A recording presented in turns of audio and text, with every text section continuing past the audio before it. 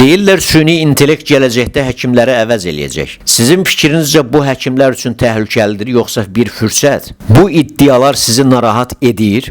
Biorobotlar üçün bu rəqabətdir və təhlükədir.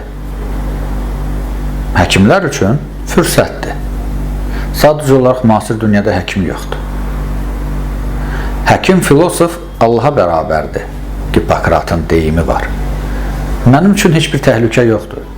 Çünki mənim amalım əsl səbəbini tapıb ahəngli insanlara bərpa eləməkdir. Süni intellekt sadəcə olaraq bir ekskavatordur.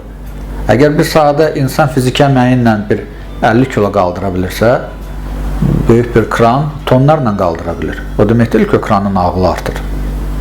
Eyni ilə mən 1000 dənə kitab oxuyub yaddaşımı zənginləşdirə bilərəm, yaxud da ki, süni intellektdən 1 milyon kitabın məlumatını bir saniyə içində əldə edə bilərəm.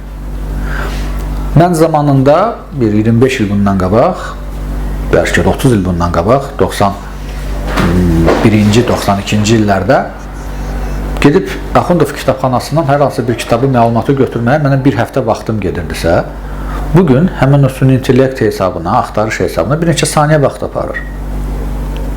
Bugün süni intellekt biorobotları, hansı ki, kimə deyirəm mən biorobot, o həkimlərə hansı ki, protokolla işləyir. Bugün artıq məlumatlar gəlir ki, diaqnoz qoymaqda, müalicə yazmaqda Amerikada həmən biorobotları süni intellekt çox rahat əvəz edir. Onlar həkim deyil. Həkim yalnız və yalnız Sovet İttifaqı Komünist Partiyasının qayğısı ilə yetişmiş Sovet həkimlərə deyilir. Qalan həkimlər, kapitalizm sistemində olan həkimlər həkim deyil heç biri. Onlar biorobotdur. Ələlxüsusda onkoloqlar. Onlar protokoldan qırağa çıxa bilmir.